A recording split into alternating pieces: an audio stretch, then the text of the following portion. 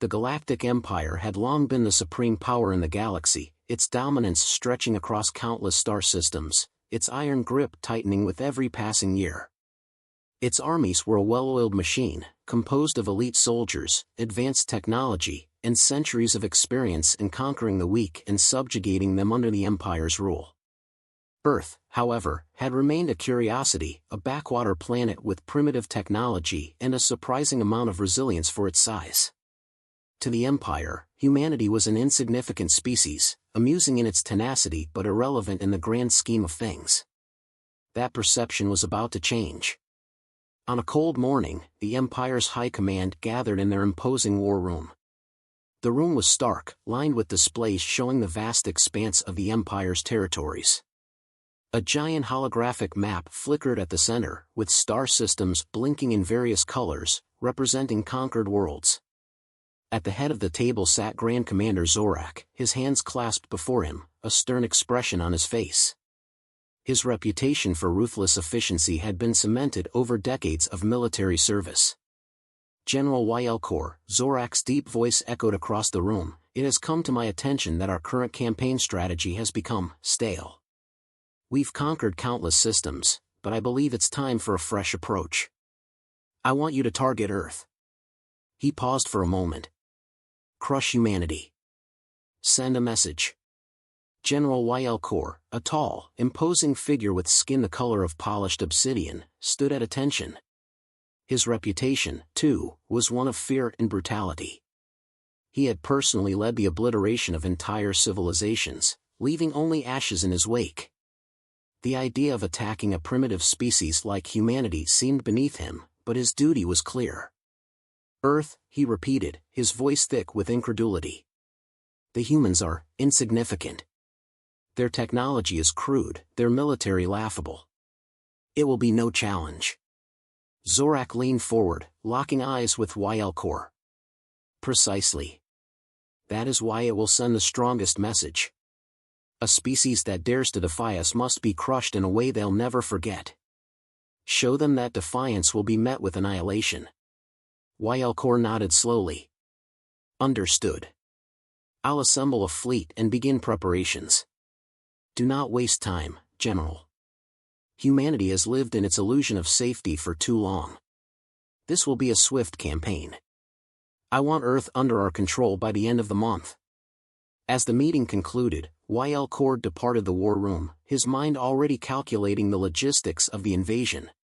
He was accustomed to enemies who fought back, who had armies that could put up a semblance of resistance. Humans, however, were nothing more than a curiosity to him. He had no doubt that the invasion would be quick and painless. His only concern was how quickly they could subdue Earth and move on to the next conquest. He expected the Earth's population to be terrorized into submission, just as every other species had been. Back on Earth, the news of the Empire's declaration of war sent shockwaves around the world. Governments scrambled to respond, unsure of how to face such a formidable opponent. But while military leaders argued over the best course of action, the citizens of Earth had a different response altogether. At first, people were terrified, not knowing what to expect from the Empire's fleet.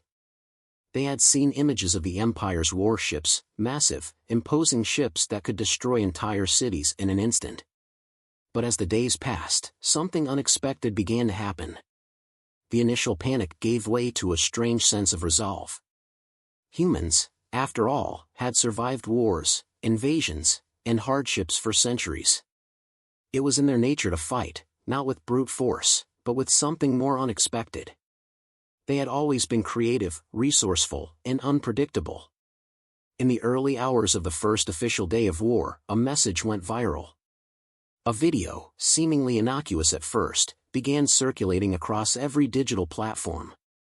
It was a simple clip, humans in a park, laughing, playing games, and making strange gestures that could only be described as ridiculous. In the background, a giant inflatable rubber duck floated lazily in a nearby pond. The video was absurd. But it was also defiant.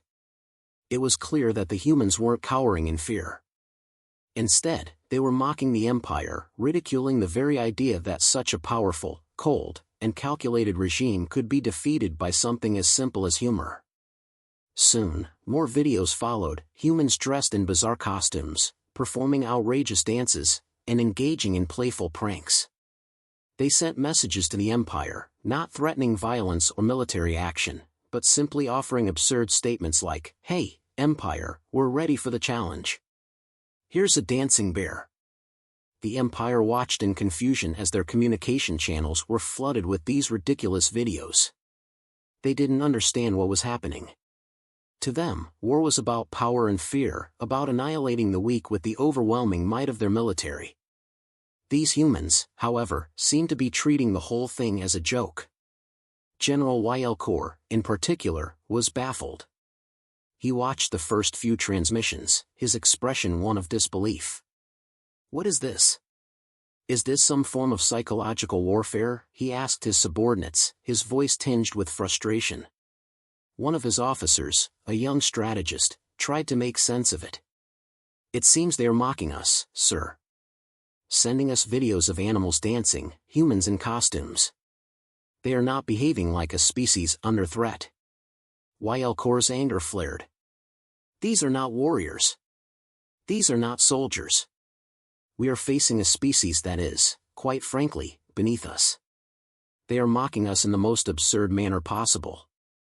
How can we conquer a species that does not even take us seriously?" At that moment, a junior officer entered the room, holding a report. "General, the humans have launched something else. It's a fleet." Veric's brow furrowed. "A fleet? What are they sending against us?" The officer handed him a holoprojector, and Veric stared at the image. The fleet, which Earth had somehow managed to assemble, was made up of ships that looked like giant inflatable rubber ducks. Some were shaped like teddy bears, others like giant cartoon robots. It was absurd, to say the least. And yet, there was a subtle menace behind the ridiculous shapes. These were ships that defied conventional logic, ships designed for something that Veric could not fathom. "What kind of foolishness is this?" Veric muttered, barely able to contain his frustration. But as the first waves of the inflatable duck ships approached, he realized something: humanity was unpredictable. They were not afraid. They were not cowering. They were playing a game he didn't understand. And as ridiculous as it seemed, it was a game that would change the course of the war. The stage was set.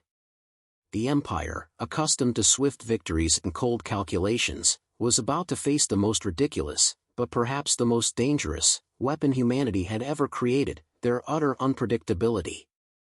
The first human response to the Empire's declaration of war was unlike anything the Galactic Empire had ever encountered. The world's leaders had expected an outpouring of fear, an urgent call to arms, and a scramble for defensive strategies. But what followed was something far more unusual. Rather than rallying around military strategies, humanity's collective response became a torrent of absurdity, a mix of humor, chaos, and creativity that defied the very expectations of the Empire. It began with a simple but unsettling message broadcast across the galaxy, a viral video posted by a group of humans. It wasn't a warning, nor was it a battle cry. It was a clip of a giant inflatable rubber duck drifting lazily in a pond, while a group of humans laughed and danced around it. The caption simply read, "We're ready for you, Empire. Come and get us." To the Empire, it made no sense. General Veric, still reeling from humanity's earlier response, couldn't understand it. "What is this? A mockery? A joke?" he muttered as he watched the video, the faces of his officers betraying a mix of confusion and frustration. Do they not know what is coming for them? As the first few days passed, it became clear that humanity's response was not going to be conventional. Instead of preparing for battle, humans flooded the Empire's communication channels with absurd videos, memes, and strange images, each more bizarre than the last. These weren't the typical declarations of defiance, but rather a display of humanity's strange ability to turn anything into entertainment. Videos of dancing cats, poorly edited clips of animals doing tricks, and surreal images of human faces with exaggerated expressions began to appear across the Empire's systems. The transmissions were absurd to the point of being nearly incomprehensible. The Empire's high command, already frustrated with the lack of progress, was growing increasingly agitated. "This is nonsense," Zorak shouted, slamming his fist on the table. "What kind of psychological tactic is this? These humans are mocking us at every turn. Their weapons are nothing but distractions." General Veric stood at attention, visibly vexed. This is not what we expected. They have no strategy, no military power. They send us nothing but cartoons. How do we respond to this? How do we defeat humor? The frustration within the Empire's leadership grew, but it was also beginning to fracture their unity. Instead of preparing for what was supposed to be an easy victory, their fleet was becoming increasingly distracted. Communications officers reported strange disruptions, their systems being clogged with the viral content humanity was sending. The memes had begun to infiltrate their networks, humorous, nonsensical images that carried with them disruptive codes. Ships were suddenly unable to communicate with their home base, their battle tactics scrambled by what could only be described as viral warfare. To Veric's horror, even his own soldiers, stationed on the front lines, were being affected. Empire warriors, once the pinnacle of discipline, were seen laughing uncontrollably in the middle of missions, unable to concentrate on their orders. Some were even caught watching videos of human babies laughing or dogs chasing their tails. The sheer absurdity of the situation caused a ripple of chaos throughout the Empire's ranks, eroding the unshakable discipline that had defined their forces for centuries. "Report," Veric demanded as he paced in his command center.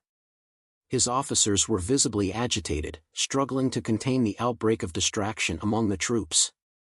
"What's happening to my fleet?"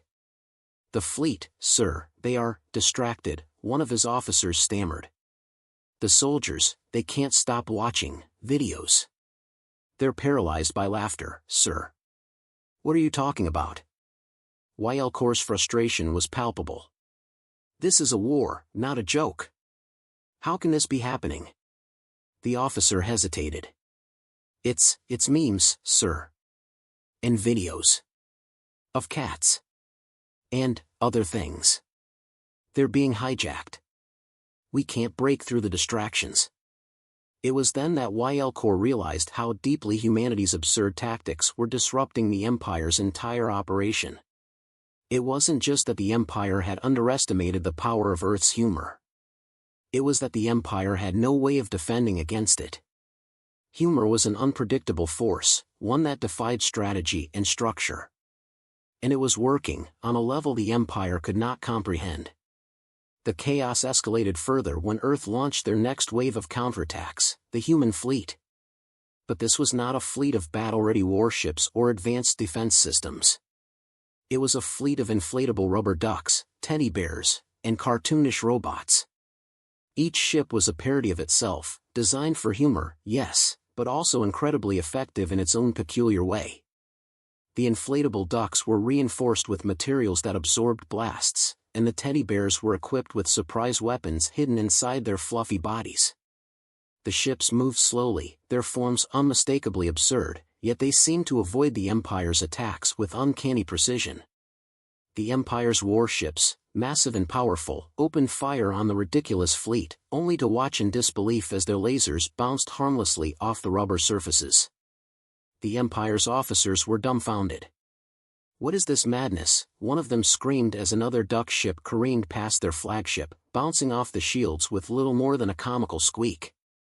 Veric was beside himself. "How is this possible? These are not warships. This is absurd." Yet, absurd as it was working. The Empire's fleet, with all its technological superiority, was being thwarted by the strangest form of defense imaginable.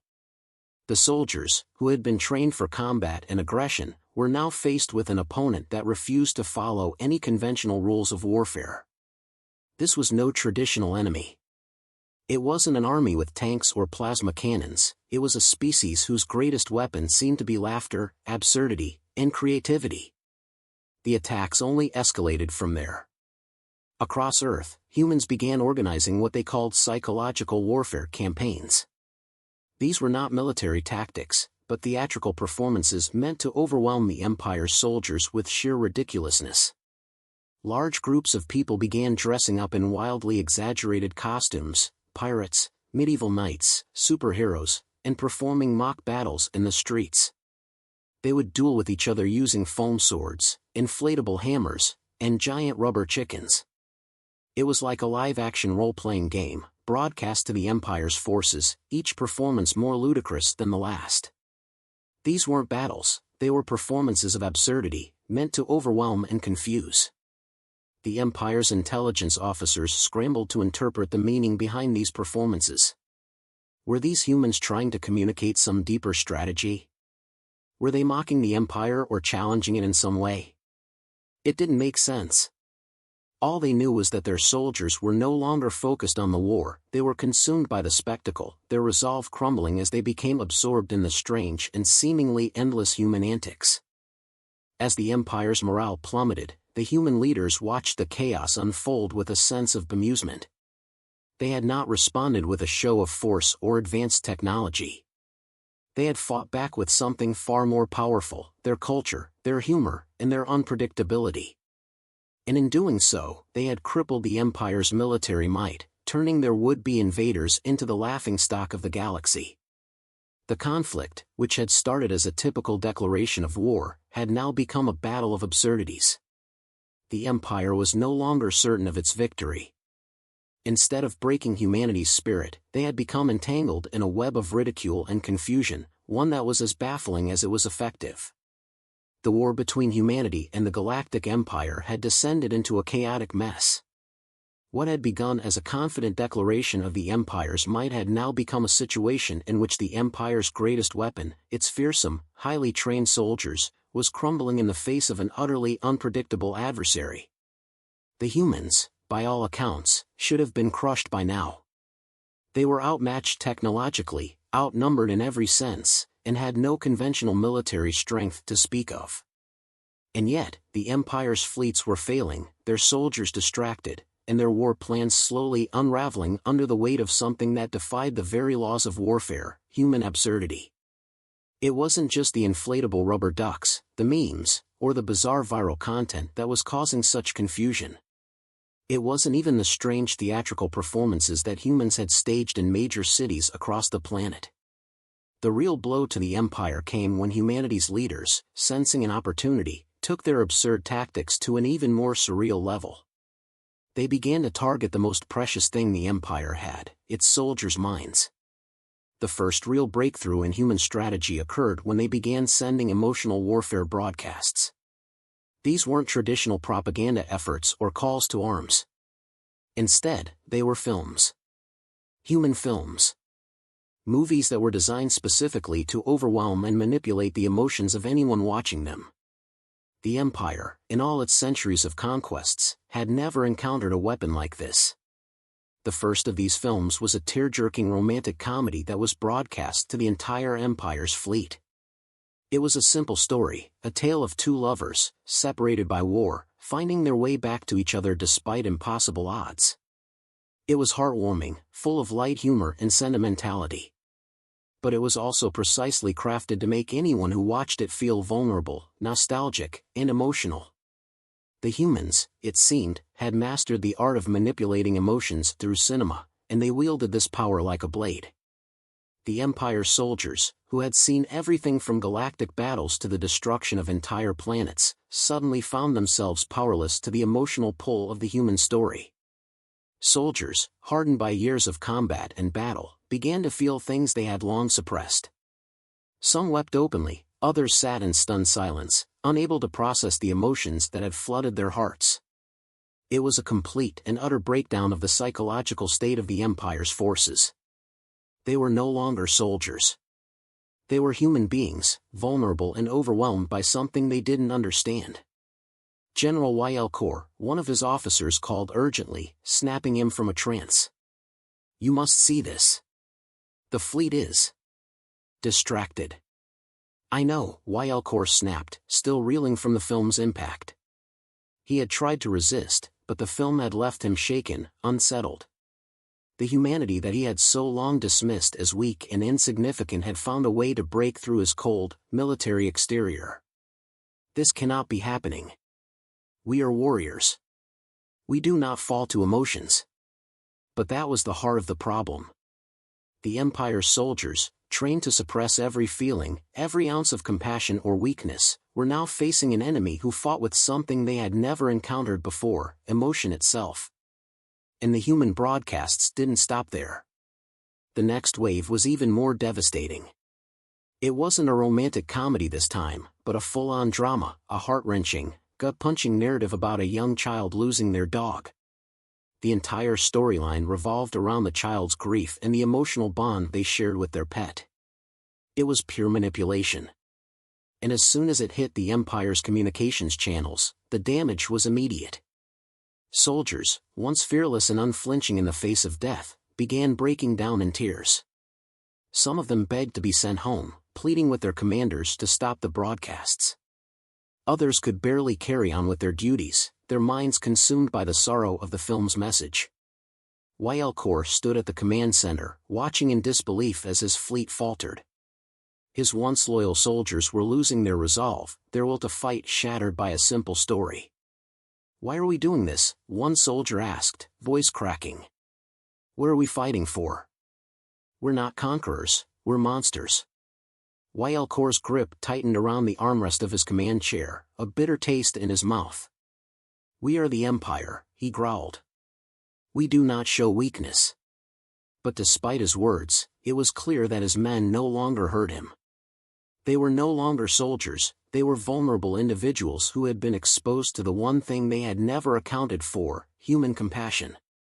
The very thing that humanity had once been mocked for was now the weapon that was dismantling the Empire from the inside out. The next twist came when humans took their emotional warfare even further. They broadcasted a series of tear-jerking animated films, innocent-looking, colorful cartoons about animals, but with themes of sacrifice, friendship, and loss. The cartoons were deceptively simple, with bright colors and catchy music. But beneath the surface, they contained emotional triggers so powerful that even the coldest of the Empire's generals couldn't resist. Yelkor, who had always prided himself on his stoicism, watched as one of his top officers stood before him, tears streaming down his face. "General, please," the officer whispered. I can't. It's too much." It was then that Yelkor began to realize the scale of the collapse. His fleet was crumbling, not under the weight of human weapons or military might, but under the force of something entirely different. The humans had turned their greatest strength, emotion, into a weapon, and it was far more effective than any bomb or laser beam. Desperately, Yelkor tried to regain control. "We will not be swayed by these distractions," he roared, slamming his fist down on the console. But his voice lacked conviction. He, too, could feel the emotional pull of the broadcasts. The Empire, for all its might, was unprepared for such a weapon. Humanity's leaders had unleashed a weapon that the Empire could not defend against: emotional overload. They had managed to disarm the most powerful military force in the galaxy without ever firing a shot. The once proud Empire, known for its ruthlessness and precision, was now faced with a simple but undeniable truth: they could not win a war against a species that understood the power of laughter, love, and loss. As the broadcasts continued to air, humanity's victory seemed inevitable. The Empire, once confident and terrifying in its power, was left paralyzed, unable to respond effectively. What had started as a war about domination had turned into a battle over the very hearts and minds of those involved. And the humans, with their ability to manipulate emotions, had won. Yelkor stood in the heart of his command center, a grim realization dawning on him. The battle was not lost in space, nor on the battlefield, but in the minds of his soldiers. Humanity, with its strange blend of humor and heart, had done what no army ever could: they had conquered the Empire from within. The war between humanity and the Galactic Empire had spiraled into absurdity, leaving General Yelkor and his fleet in a state of total disarray.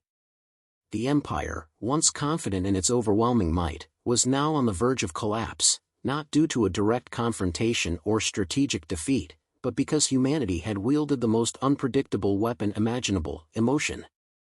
Yelkor, now battling both the loss of his fleet and the unraveling of his own military command, was on the edge of a precipice. What had begun as a simple war of dominance had evolved into a situation where the Empire could not defend itself against the strange, yet powerful, human tactics. But there was still hope for the Empire. Or so they thought.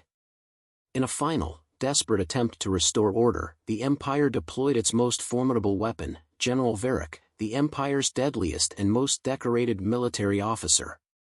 Veric had never lost a battle, and his ruthlessness in combat was legendary. If there was anyone who could crush humanity's ridiculous resistance, it was him. He was sent to Earth with a simple order: end the war, and do it swiftly. But Veric, though loyal to the Empire, had never encountered an enemy like humanity. Veric's first mission was to eliminate the growing influence of the human emotional broadcasts, which had already begun to shake the resolve of the Empire's forces. As he landed on Earth, his mind was focused on one thing: destruction. The humans, with their illogical and chaotic behavior, needed to be annihilated, and Veric was prepared to carry out this task with precision and brutality.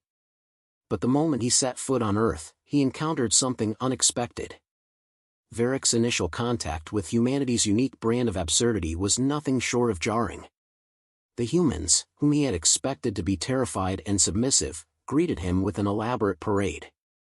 They danced in colorful costumes, playing loud music and chanting in unison. The event was nothing short of a mockery, but it was also a spectacle unlike anything Veric had ever witnessed. It was as though the humans weren't afraid, they were celebrating. Veric stood in the middle of this spectacle, his stoic demeanor unwavering, but inside, a growing sense of confusion began to take root. He had fought in countless battles, faced endless enemies, and wiped out civilizations without a second thought. Yet, here he was, surrounded by a seemingly nonsensical celebration. The humans weren't retreating. They weren't running in fear. Instead, they were throwing a party, one that was designed to disarm him emotionally. And it worked. The absurdity continued as Veric was taken to the human leaders, who welcomed him not with hostility or submission, but with a feast, an enormous banquet filled with food, laughter, and light-hearted conversation. For hours, Veric was bombarded with jokes, trivial discussions about Earth's history, and strange, out-of-context references to things he couldn't understand. Yet, in the midst of the chaos, something began to shift inside him. The emotional barrage, the infectious joy of the humans, slowly started to erode his hardened exterior. For the first time in his life, Veric found himself laughing, not out of contempt, but out of genuine amusement. It was the most disconcerting experience of his existence. How could these insignificant creatures, whom he had viewed as weak and inferior, make him feel anything other than disdain? The pivotal moment came when Veric was introduced to a human tradition, dancing. It was meant to be a form of bonding, a display of unity, and a symbol of humanity's defiance in the face of adversity. Veric, initially resistant, was coaxed into participating. And much to his surprise, he found himself caught up in the rhythm. The human music, a strange blend of fast beats and cheerful melodies, was impossible to ignore. His body, once rigid with discipline and control, began to move with the beat. The Empire's greatest general, the warrior who had wiped out entire planets, was now in the middle of a human celebration, dancing and laughing with people he had once considered beneath him. Veric's internal conflict grew. He had been sent to Earth to destroy humanity's spirit, to crush them under the weight of the Empire's might. But now, surrounded by their joy and unpredictability, he began to question everything he had ever believed. The humans, with all their flaws and absurdities, had something that the Empire did not: freedom. The freedom to live, to laugh, to love, and to be. As the days passed, Veric began to change. He observed the humans more closely, learning about their culture, their history, and their resilience. He witnessed their ability to stand tall in the face of overwhelming odds, to laugh in the face of fear, and to find joy in the most unlikely of places. It was something the Empire had never understood. The Empire's soldiers, trained in cold logic and ruthless efficiency, had no concept of true freedom. They were instruments of war, designed to conquer, destroy, and subjugate. But Veric saw something in humanity that he had never seen before, a strength that came not from fear, but from hope. The turning point came when Veric watched a group of humans perform yet another strange ritual, a play. This time, it was a tragic story, a tale of sacrifice and loss. As the actors on stage portrayed the depths of human suffering, Veric felt something deep within himself stir. He had seen countless lives lost in battle, but he had never understood the depth of human emotion, the weight of their suffering. For the first time, he felt a connection to these creatures, not as an enemy, but as a fellow sentient being. In that moment, Veric made a decision. He would no longer serve the Empire.